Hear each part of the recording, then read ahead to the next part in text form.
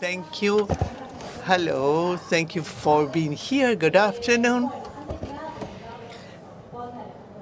I want to introduce Alejandro Vera. He is a specialist, an expert in the Colombres experimental station. The idea is to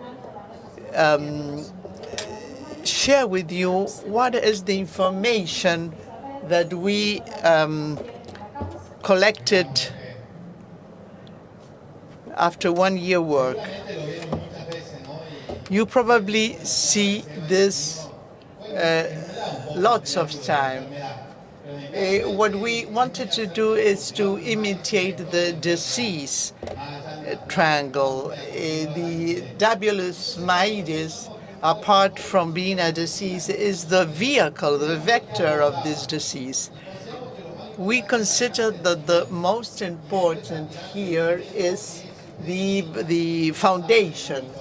The part of the foundation is monitoring. So we started to focus on this. We needed a federal network, a representative network that marks the pace of this problem.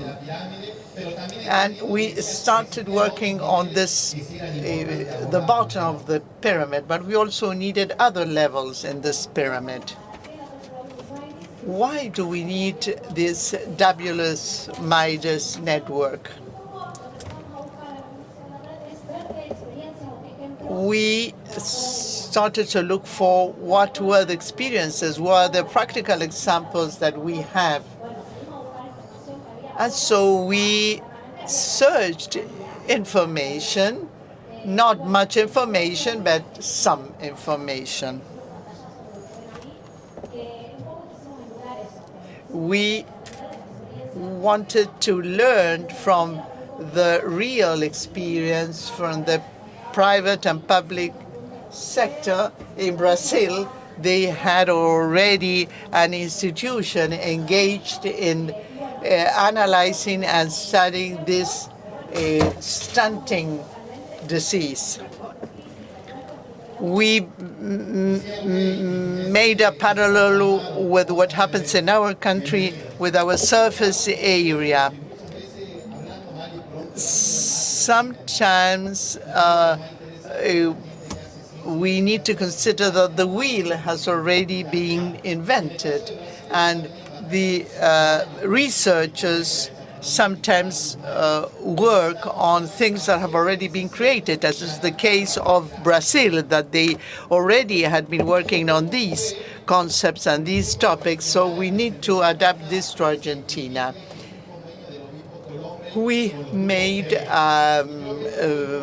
agreement between the Obispo Colombres experimental station and the CREA groups. Many of you said, does the yellow trap works? Is it effective? We conducted tests during 1 year in the northwest Argentina. We need to check how representative these points were.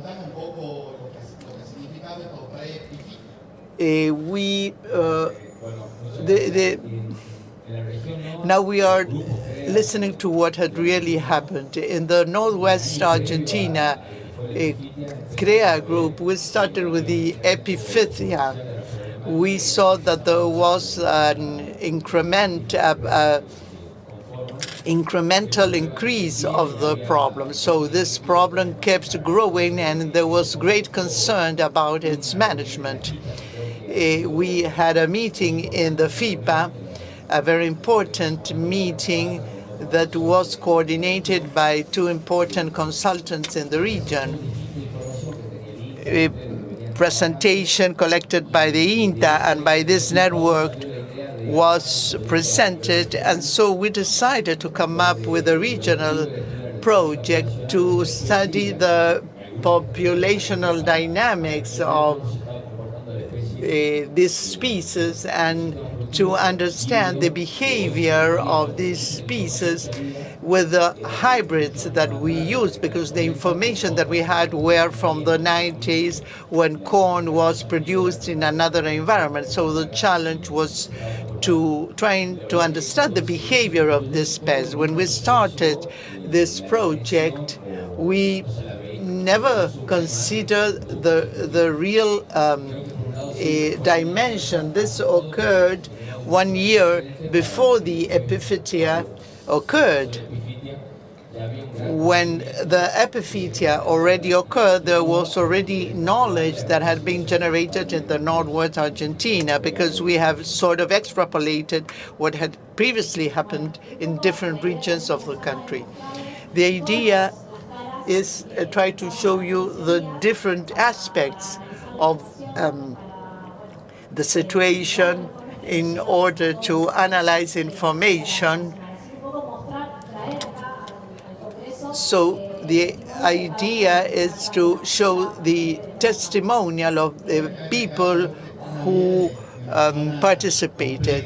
Here we are showing Navier, who is in a very complex area where everything with lots. So it's really it's a very strong message learning about the epiphytia and post-epiphytia process. He's a private consultant in the northern part, and he's based in San Justo. In the previous growing year, we suffered the epiphytia of the stunting, which we call late corn. All these were lost, so after that we started to receive training. We brought experts.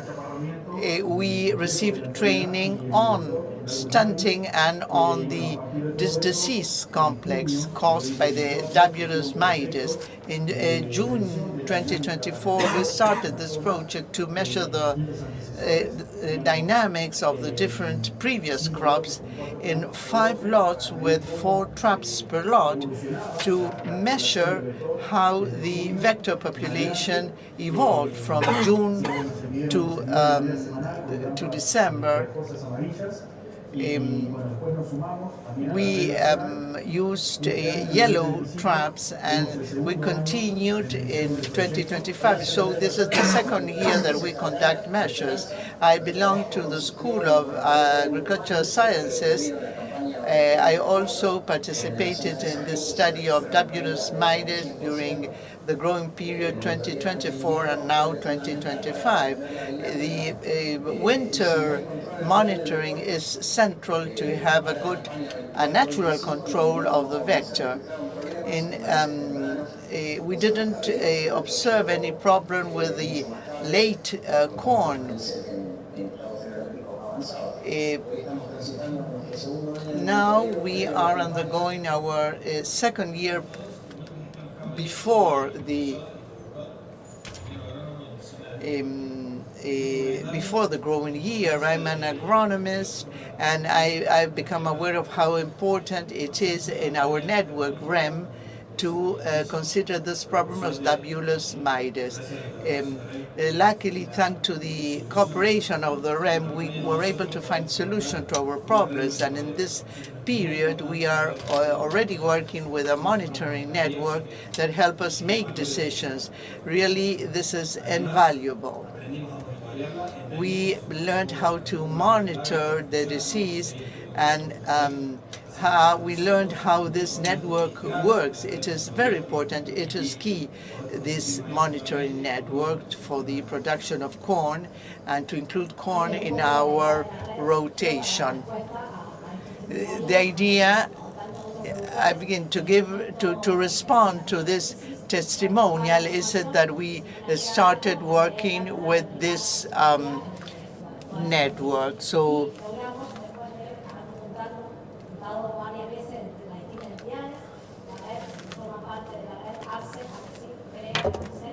we were able to come up with this network that is made up by all these institutions that you can see in the screens. Now we are going to listen to another testimonial. It is important in this kind of project. We are ambitious because we want to have a scientific basis and support. I think that it will take almost 3 years to understand the dynamics, but apart from the dedication of the institutions, companies also participated, such as Syngenta, Corteva, and Bayer. We have the president here that can share with us what the experience has been. Good afternoon. The uncertainty that we faced last year, we didn't know how corn would proceed. In a very short time, we were able to come up with this network with 450 monitoring centers. This was a huge work, an excellent team. We had to organize this network, and this really meant a change. We have plant protection products to control this. We have genetics to control this. Now we have this disease in corn, but now we have tools to control this problem. Last year, the planted area with corn was reduced by 20%. This has been an excellent experience and a demonstration that if we are together to face problems, we have excellent results.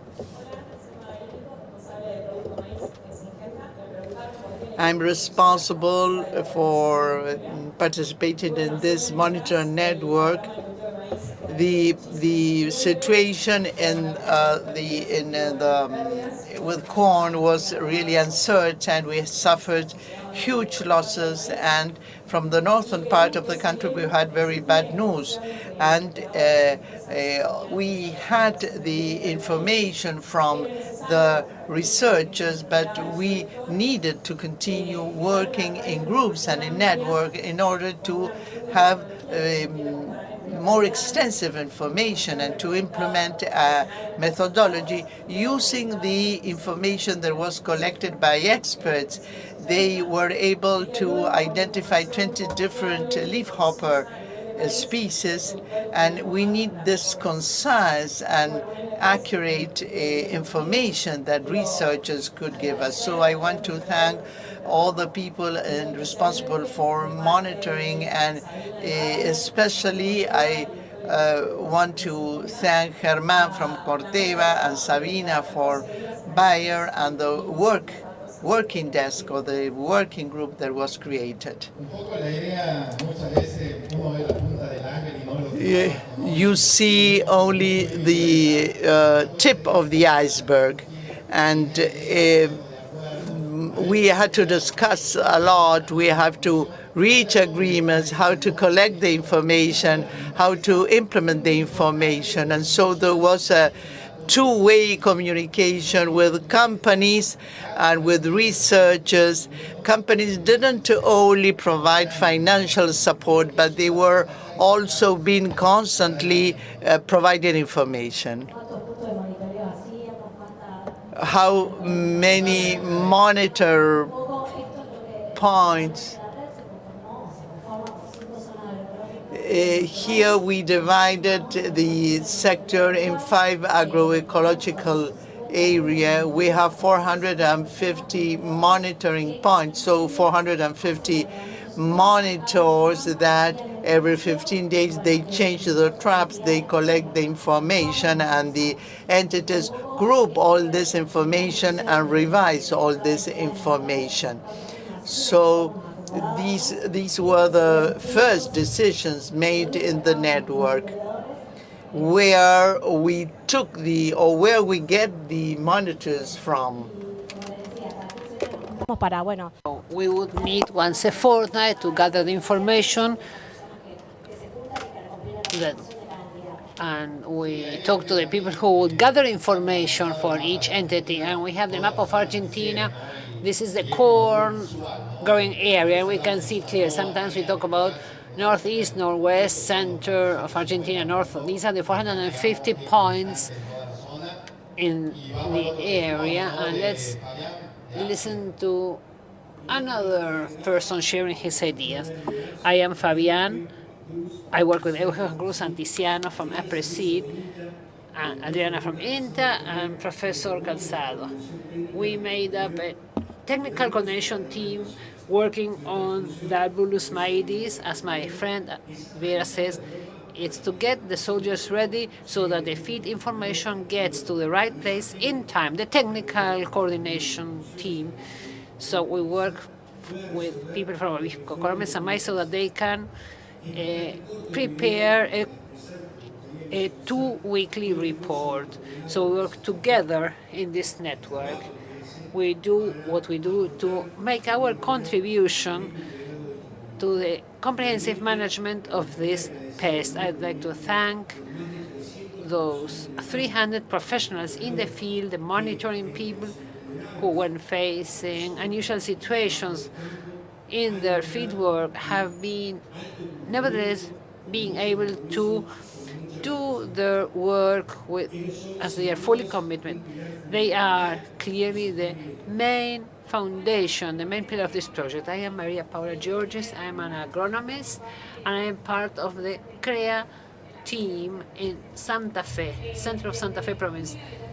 Starting in July 2024, we started doing monitoring for the national network of Dalbulus maidis, and what we do is we set traps, we visit the fields where we have the traps, we work with the identification, the counting of this leaf hopper, and we gather information. We add the information to the app and we submit it to the right place. This information is entered into SIMA, and we remove the old trap and we set up a new one. And I'd like to mention Tiziano from Aapresid. He doesn't want to take the floor. He is the one responsible for gathering the information, bothering many of the monitors who are here, so they submit the information at the right time to be analyzed. And very often, there is an issue of releasing the information in due time to know about the effectiveness, why have the rates increased or dropped, and there is also anxiety, which is part of our everyday work and Tiziano's work. And next year he will talk about the network because he's too shy to take the floor this year. And this is an important subject, but why is it important to properly analyze the leaf hopper? Early on with the network, this was a problem, whether it was leaf hopper, whether it was actually Dalbulus, whether it was leaf hopper or not, and after what kind of leaf hopper it was. So early on we did a lot of trainings, webinars, discussions. Last Congress there were many presentations on Dalbulus maidis. So we stressed this point, this training, and basically because not everything we found was Dalbulus, but it was a twofold approach. Because we knew there was a high prevalence of this species. We knew that over 90% of leaf hoppers in corn are Dalbulus maidis. Maybe in a winter crop we have different pests, but in corn especially, when the crop is susceptible, there is a prevalence of this pest, and Tiziano is there again. These were the two turning points in the monitoring process. We all want to find 2 black spots on the forehead. Is it Dalbulus or not? And some other leaf hoppers had 4 spots, and some were small, but this one has 2 spots, but it's darker. So we analyzed this throughout the whole year, look at the spots to understand that there were 2 phenotypes in this species. The clear one, the spring one in corn. We have it in corn, but in winter or autumn, when the temperature drops, they get darker in order to be able to attract the sunlight. So we had to have a look not only at the light ones, but also at the dark ones. What about the African one? Well, this was detected in Brazil. So people panicked because they thought it is another vector. Well, but just like many pests that have to compete in natural ecosystem, this one didn't develop further. It was an isolated case and wasn't found ever again, thanks God.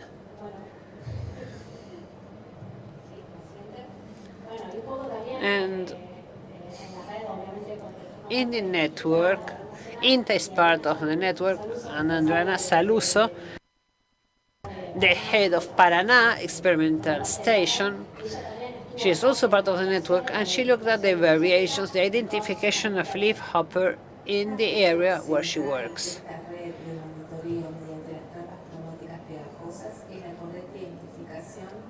It's key to properly identify this leafhopper. And the interpreters apologize, but there is no subtitle to this video, and we cannot hear the speaker on the video.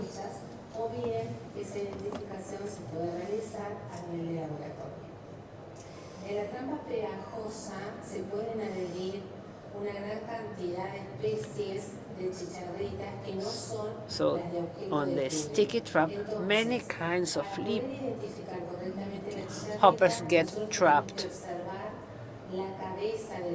And it's important to look at the head of the leaf hopper to know whether it's the one we are looking for. Muchas veces las chicharritas también se pegan en vista ventral, es decir, a través de las alas quedan adheridas y ahí hay que dar las vueltas para poder hacer una correcta identificación. Muchas veces también estas máculas se suelen confundir con los ojos de los trips. Entonces, la base es hacer una correcta identificación. And she's talking about the proper identification and setting out of Dalbulus maidis. Well, let's go to the figures. The result of the first year of work of the National Network. A week ago, we published report number 23. We analyzed almost 9,000 traps, almost 250,000 leafhoppers identified, over 300 technicians were trained, and over 1,200 PCRs were doing to find information about lack of effectiveness. These are results of year one. And the only constant thing is change. There is no heat map which does not change after 15 days. And this has had an impact on the dynamics of this vector. And if we look at the last 4 readings from 19 onwards, the final reports got scary because the color got darker in the core corn area. But when there is an event that is a frost, for example, especially at the end of June and early July, we can see that this resets the population dynamics, especially in the center north and center south. We shared this information at the Agriculture Secretariat. We considered only 2 locations because we have an endemic region, the northwest, with late planting, and the central south area where we have early and late planting, where the influence of the vector was different. We really like to share data so that science grows from this. The first report stated that the biggest concern was whether farmers had to plant or not. Early on, the network wasn't set up to share guidelines or suggestions because we didn't have the right information. But in the northwest, there was a concern about this, and the question was, is the pest going to migrate to the central area for Argentina, and well, but we had a very cold time in June, July in the center of the country. The dark blue is it's a load of over 100 leafhoppers per trap. White is where there were no leafhoppers, and well, in the middle you have the different ranges. The dark areas get smaller, and you have a minus sign. It was very good because we have information about November.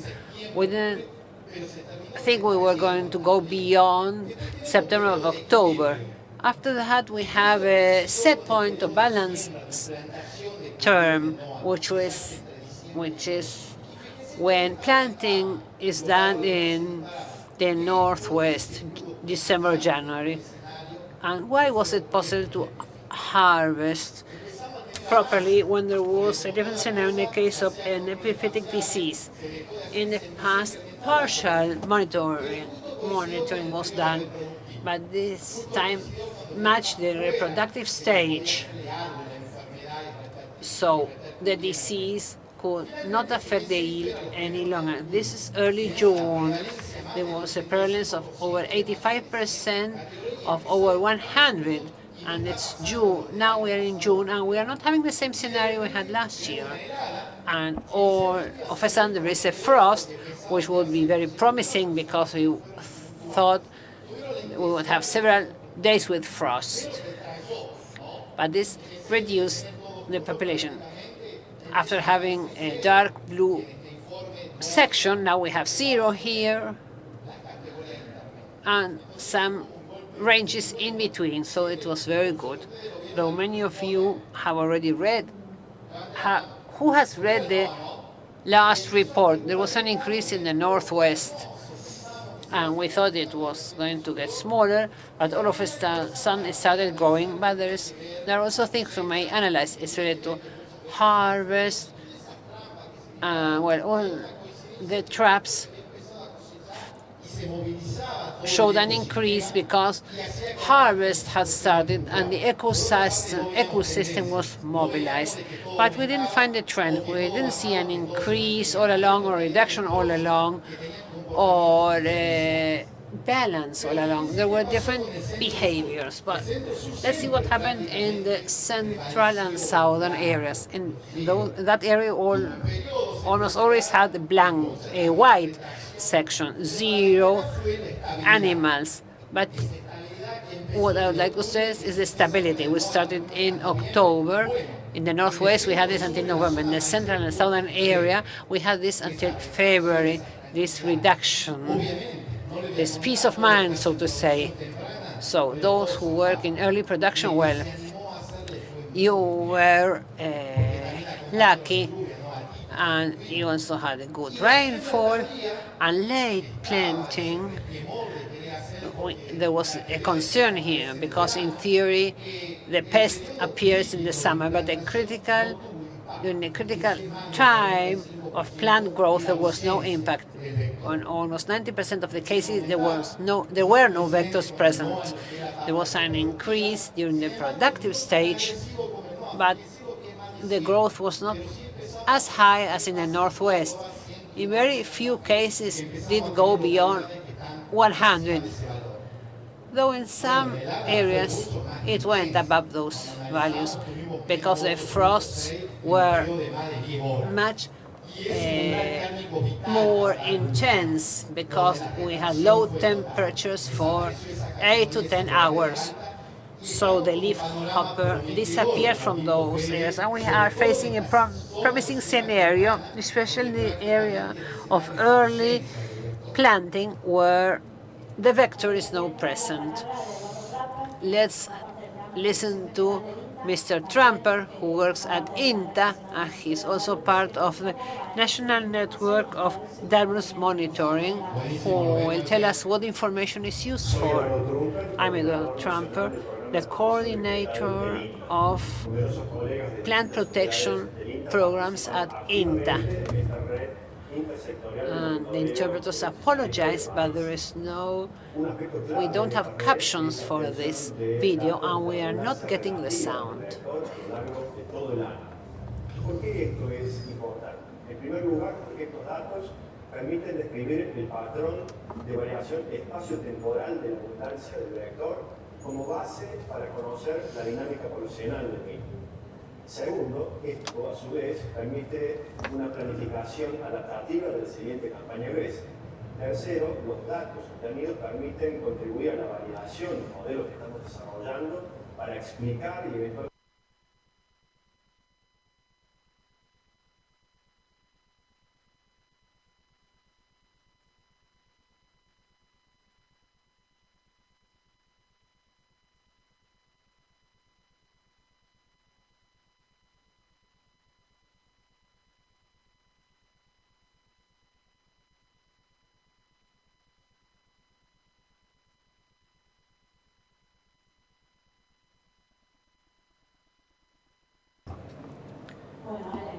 Ya está 15. Ya está. Dinámica de la población.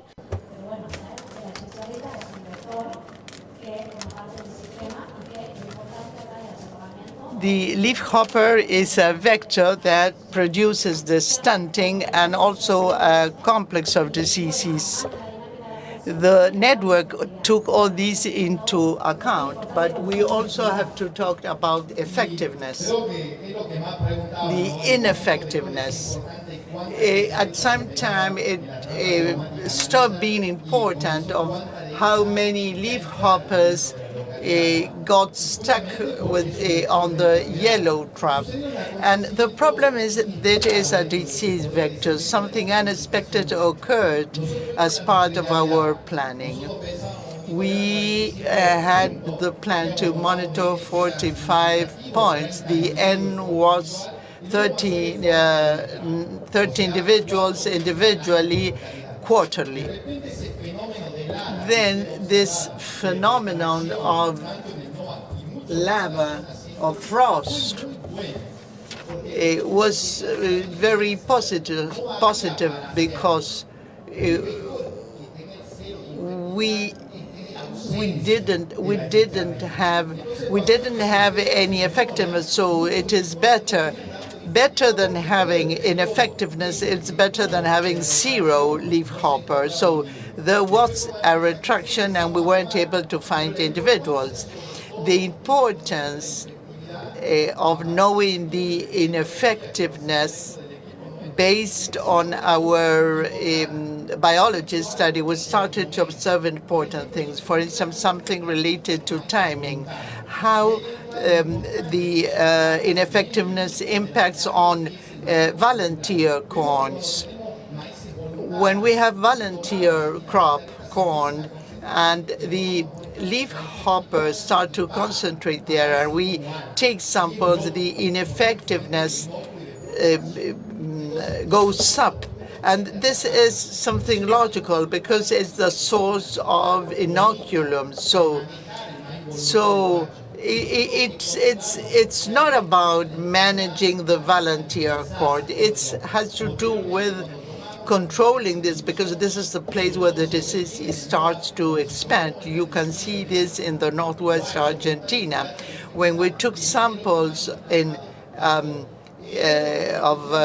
volunteer corn, we saw high ineffectiveness, and later in the year this went down.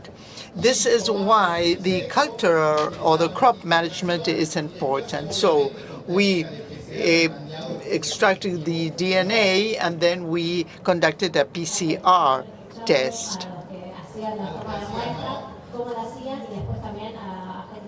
This is the way people conducted these tests. We continue to generate information to enable monitoring, and we counted, or we observed how many leafhoppers were there, and we used a sort of sucker of aspiration, and we were able to tell what would happen in the next growing year. We took everything that we collected to the lab, and we were able to make a close examination. This is all thanks to the national networks of Dalbulus maidis, and this enabled us to make better decisions before the next growing period.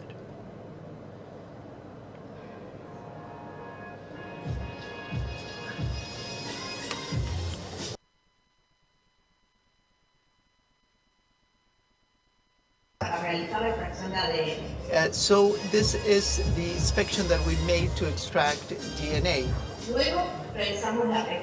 Then we conducted the PCR test.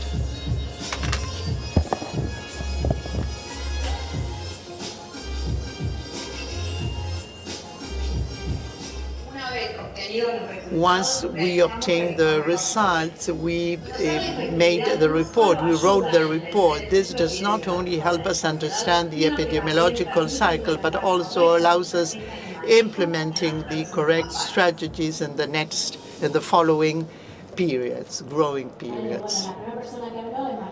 The first person is Martín Gallardo, and then the other lady, both of them are responsible for the data that were presented. It is very interesting because this is a sort of heat map that is a follow-up of the network report. This shows the PCRs that were conducted in the different locations in the northwest Argentina. In the left here, we see why what was the ineffectiveness of the crop management. Even the red sign means that there was a high ineffectiveness. And the answer to this, why this did happen, this is due to the voluntary corn. In Chaco, there was an abiotic situation that finally killed the corn that December, but this is that was controversial because why in a place where there were not so many leafhoppers, the disease finished with the corn, whereas in the northwest there was not so much Dalbulus maidis, and there was far more Dalbulus maidis, and the disease continued. Here we see the different shades and color that show the different extent of ineffectiveness. In the center, northern and southern part really was independent from or was not affected by the same factors that affected the other areas. As Dr. Catalano said, in January we observed high ineffectiveness. In Paraná, Entre Rios, these went down to 0. And it's important to understand this because you can accept or acknowledge the number of leafhoppers, but the real reference is the percentage. This is what we saw in the different locations. This is the model in the northwest Argentina. The red curve is the epiphytia year. And the percentage that we see here is we see in the third week of April, we see that 93% was sick, was affected, and the epiphytia was 2,899,000. We see that on April 4th, ineffectivity is lower. If we go to the eastern area in Tucumán, we see that the epiphytia was, or epiphytic disease became later. If we compare the epiphytic disease timing versus the non-epiphytic disease timing, I think that an important concept is to know how many hoppers I have, but also what's the extent of the disease, rather than how many hoppers. So to know how we continue, we wanted to know whether the network was helpful.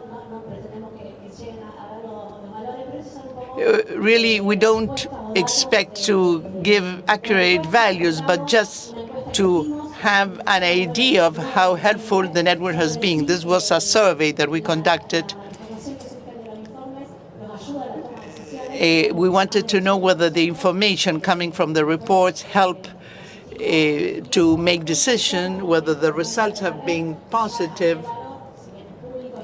And also, we wanted to know if the information given by the network added value to the whole process, and if the network is really used to make important decisions.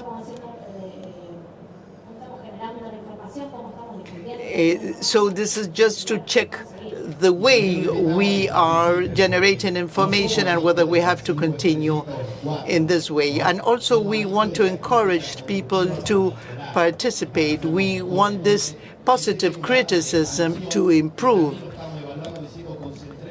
And the idea is whether we should continue with the studies. Shall we focus in the endemic area? Is this really helpful? So we need any information you can give us so we can continue improving.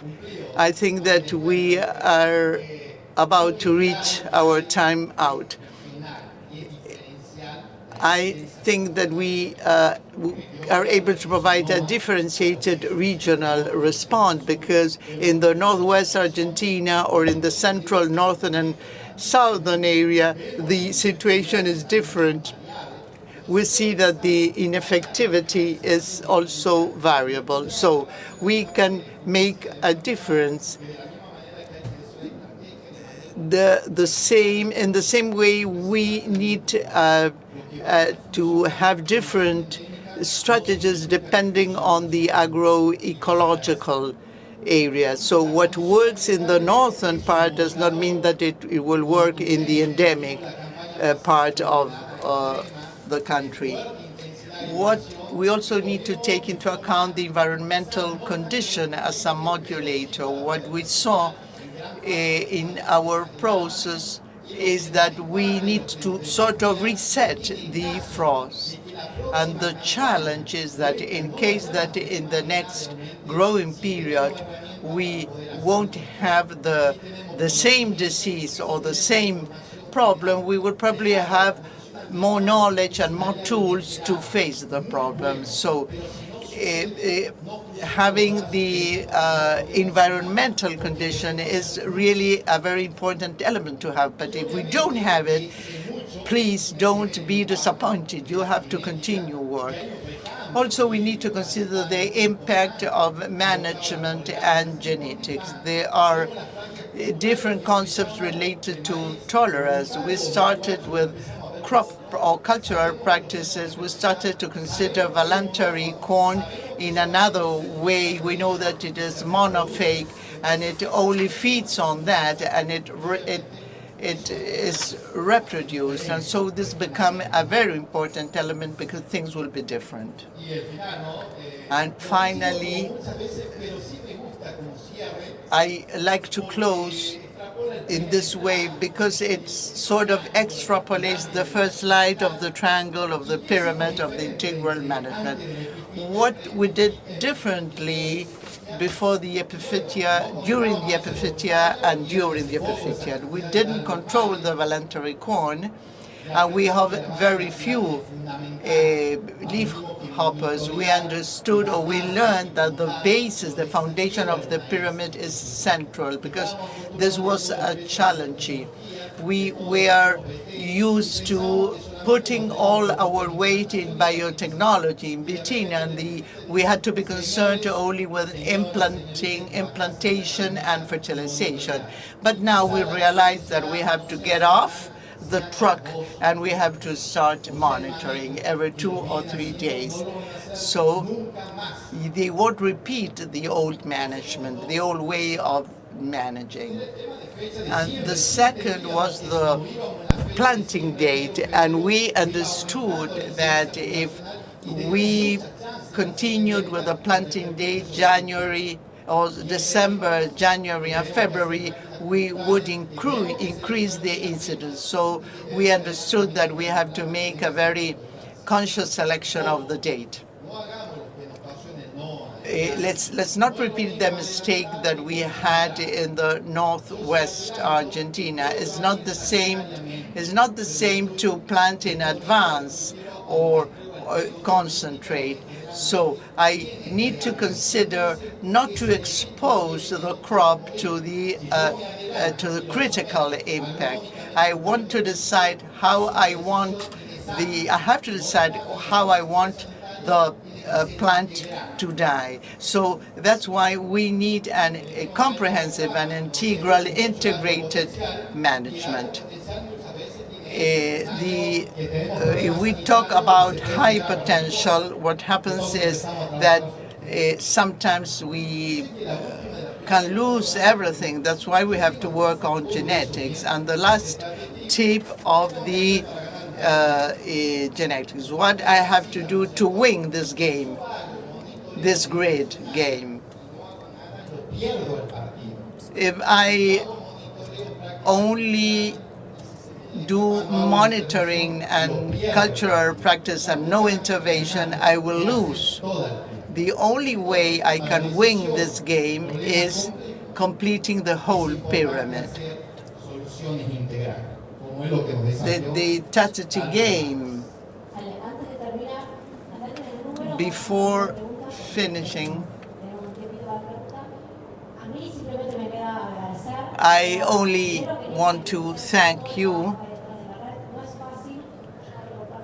for it's not easy. I'm talking on behalf of Aapresid. It's not very often that we get private and public organizations working together towards a common goal. There was a crisis back then, and it was not easy. On behalf of Aapresid, the executive committee immediately jumped on this group, on this bandwagon, and it gathered the group. So I would like to thank you, because this wouldn't have been possible without the 450 monitoring people who every 2 weeks go to the fields, walking the fields. It's our troop. They gather information, submit it to us so that we can draft the reports. We are creating information to be able to make better decisions and suggestions. So we'd like to thank everybody, because without the work we have done through the network, this wouldn't have been possible. Thank you, Eugenia.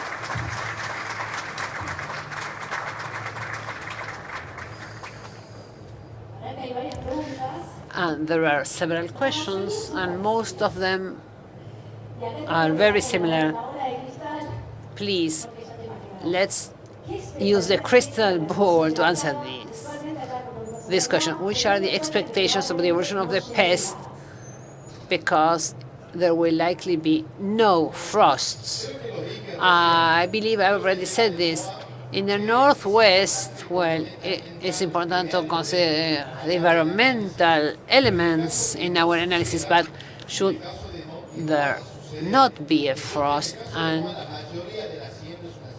most of the times it's late planting for corn, there is still a long way to go, too long until December or January. So the challenge for us in the Northwest, unlike what we had last year, when nothing happened until November, and well, this year things may be different because there have been no frost, but we have to control. We know, however, that the success is to, when we manage several populations, is that there is no threshold. We don't have a threshold in biologicals. We don't know how to measure biological elements. There isn't a threshold for the diseases, because sometimes more than one pathogen is involved, and we don't have a threshold for the maidis. We don't know if we have these many elements, whether we are doing well or not that well. But what we know that if I have a low incidence, I will be quite successful. And what is low incidence? Well, few animals per fewer leaf hoppers in each plant. I go into the plot, I know that the leaf hoppers get into the plot through the end of the rows, and if I find them early on, it's okay. If I only find the leaf hopper when they are in the middle of the plot, I'm too late. So if there are no frosts, if there are no frosts, I have to use cultural management. Last year, we received a lot of questions before the epiphytic disease spread, whether we had to use something for the winter crops. We thought that it was a monophagous element. Nothing would happen to wheat, vizia, and barley. So, but now, after the fact, well, if we had done something early on, it wouldn't have grown in spring, and we would have had a different result. But this year, so maybe there is no frost, but we will have to carry out some actions, and the actions come from the other side of the pyramid. Do you understand what I mean? Some actions are quite complex. It's true in our area. Before the epiphytic disease, well, we didn't have a right diagnosis. We thought it was abiotic stress. During the epiphytic disease stage, it's easy. We plant soya bean, just this single crop or sorghum. And when we recalculated, we thought we found out we couldn't do it this way, and we realized that this other pest was a problem. And going back to mono crops, one and the same crop, means going back 10 years. But in some countries, when we talk about diseases and insects, we could have a different approach. But corn is a strategic crop, so we have learned many lessons, and we will have to carry out many actions. It's not the same winter we had in 2023, where in the northwest there was only one frost that lasted for less than 1 hour, and it got to a little bit below zero. We had some volunteer corn that was affected back then, but we have to consider these 3 years are very different. Of course, farmers would have loved to have a winter like the one that they had last year, because it was a blank check. Several consecutive frosts in the early corn area, they knew they would do well no matter what. But I could achieve the same results maybe by carrying out some actions. Are there any news in the area of genetics for stunting? Is there a breeder in the room? I believe they are working on this. Sometimes we don't see this. We are very critical when we talk to breeders or seed growers, but sometimes they have achieved good results in a very short time. Epiphytic diseases were attacked by combining biological and chemical products, and something we didn't want to use in the past, now we say, well, we will using it. If we didn't have this epiphytic disease, we would think that microbiologicals were not useful, but it's important. Genetics, well, it's important because spiroplasm is not something that happened in 2020. The people in the Northeast had the crisis in 2018, it went away the following year, and it got triggered again 1 year before the epiphytic disease. But this was an early warning for breeders who started working on breeding, and they began to work with germplasm. But this is not something that happens overnight. This takes time because we will have to discuss it. Did it have the end? Did it last? Did it take 3 years? Did they work for 3 years? So we need to give them time. But I believe most of the breeders are working with the germplasm to be tolerant. I believe this is a thumbs up for them. And what do you think about using biologicals in the endemic area? Well, you have already in the corn area. Augusto, what do you think about biologicals, Augusto? We have been working with this. You mentioned this already. This is a challenging pest because with only strategy, with only one strategy, you can do nothing. You have to use several strategies: monitoring, follow-up, cultural tools, and as somebody said, there is an element which we aren't using widely yet, which is the use of biologicals. And in Brazil, they have found out that this is a good tool for the comprehensive management of this pest. And today, the whole sector, all those working with inputs have to use and adjust and do the fine-tuning of this tool. Maybe you cannot use the same recipe they're using in Brazil because our environments are different, but this is a tool that may be useful. It has to be fine-tuned, and we have to find the right time to make the best use of biologicals, especially in areas where the pest is endemic. We will have to start doing things throughout the years because it's not enough to attack the pest or to fight the pest only during the corn growing season. So it's very good. It's a very good situation that we are trying to use those technologies to our production environment. Are there any further questions? Would anybody like to take the floor and ask questions to all the experts we have in the room? Well, otherwise, thank you very much. I knew somebody was going to take the floor. Good afternoon. Though I have the time, and I am able to talk to Alo Augusto in Tucumán.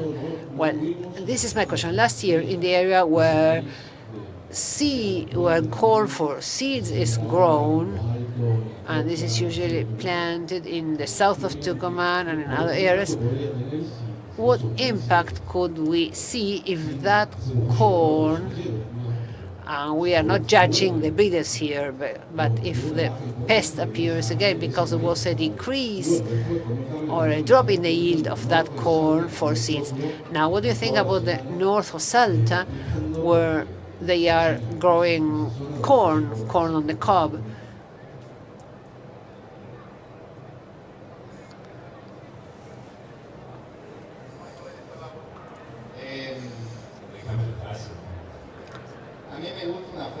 I like a statement, and people usually judge me for this. I usually say that the information does away with what we say with words, because otherwise it's a feeling. We need data, numbers, because otherwise it's just a feeling. We have leaf hoppers. How many? A lot, a little. How much is a lot? 100, 200?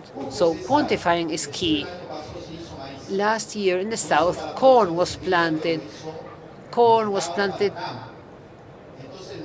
So corn was grown there, and we had this green bridge. It was zero, and it was zero applications. This was last year's scenario. Zero, which people didn't like in our area, but I know this.